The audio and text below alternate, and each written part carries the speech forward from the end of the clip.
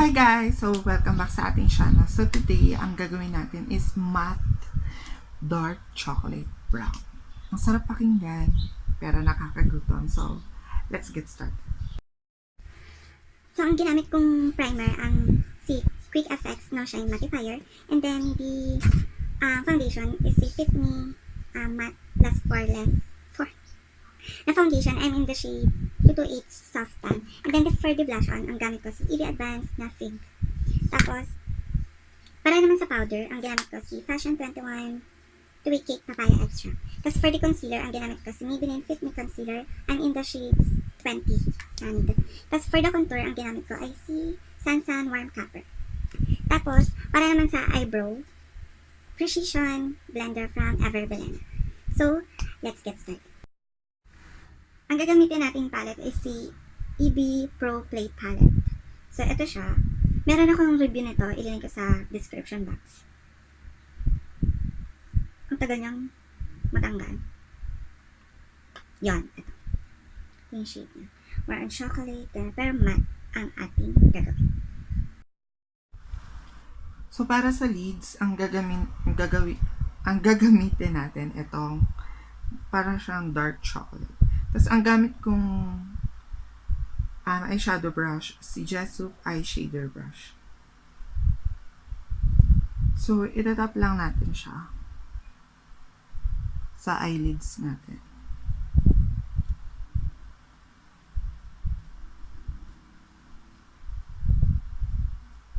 Since na dark chocolate siya.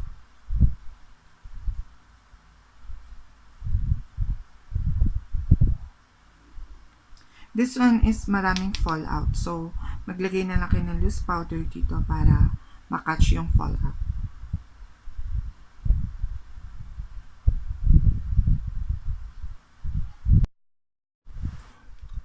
Para naman sa ilalim ng crease natin, ang ilalagay natin is ito.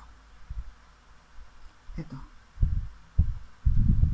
Para ma-blend natin yung nilagay natin sa lid natin para hindi tayo magkaroon ng harsh line.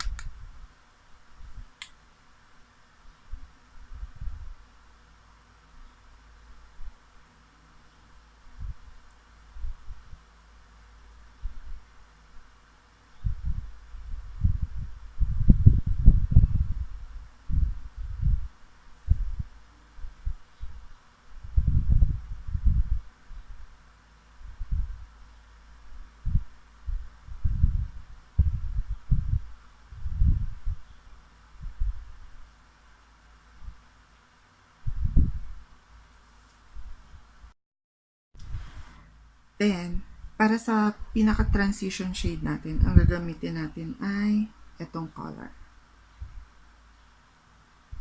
Para ma-buff or ma-blend out natin yung pinaka-dark na sa under ng crease natin.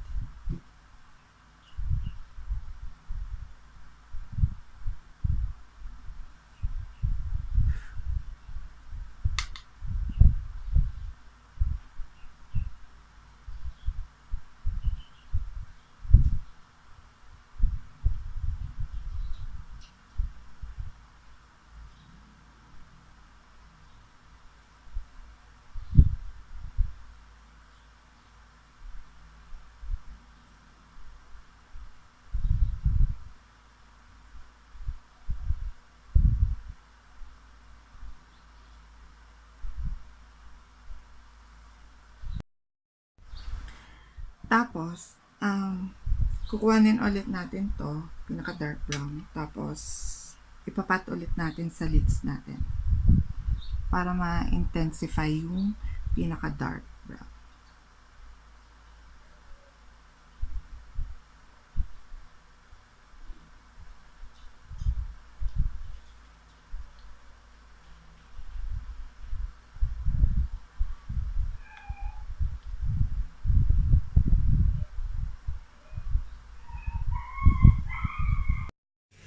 Yan, para sa brow natin, ang gagamitin natin ay itong parang creamy white.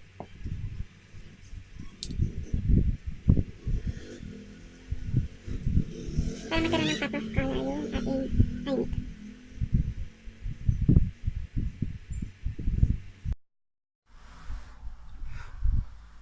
Then, para sa inner corner naman natin, ang gagamitin natin ay ito.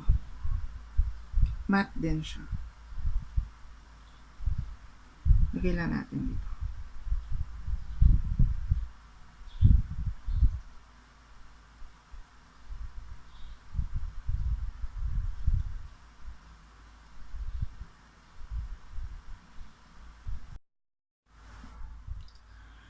Para sa lower lash line natin, ang gagamitin natin ito. Yung dark brown kanina. Para mas smoke out lang natin siya.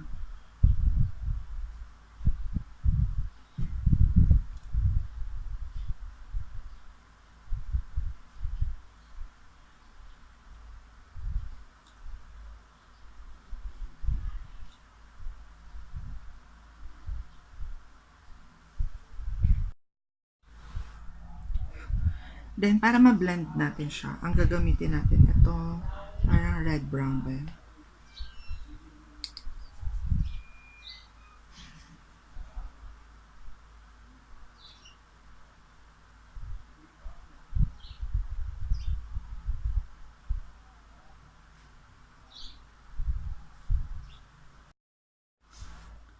Para naman sa, natin, pilik mata, ang gagamitin natin is Fashion 21 Double Up Mascara.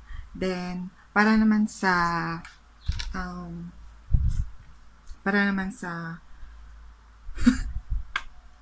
false eyelashes, ang gagamitin natin itong miniso. At para naman sa highlighter, ang gagamitin natin ito, Makeup Revolution Vivid Bake Highlighter in Golden Lights. Tapos, ang gagamitin natin brush, itong tapered highlighter brush.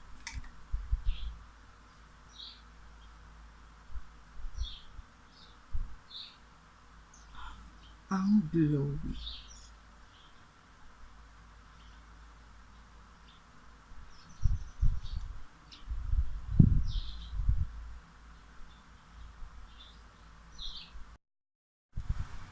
At para sa lips natin, ang gagamitin natin itong vicecosmetics Phenomenal Liquid Lipstick in Honey.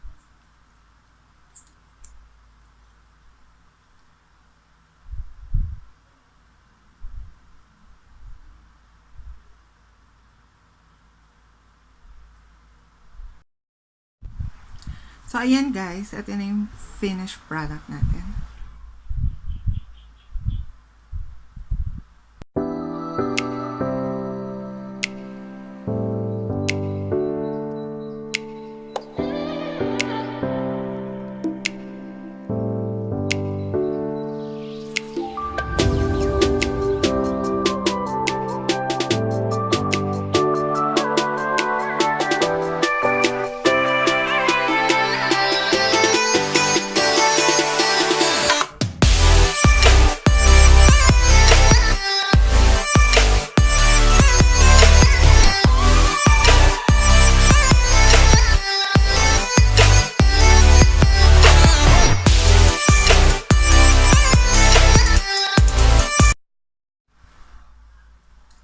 Ayan, guys. So, thank you so much for watching. Don't forget to subscribe, like, and then share sa inyong mga barkada. I will see you on my next video.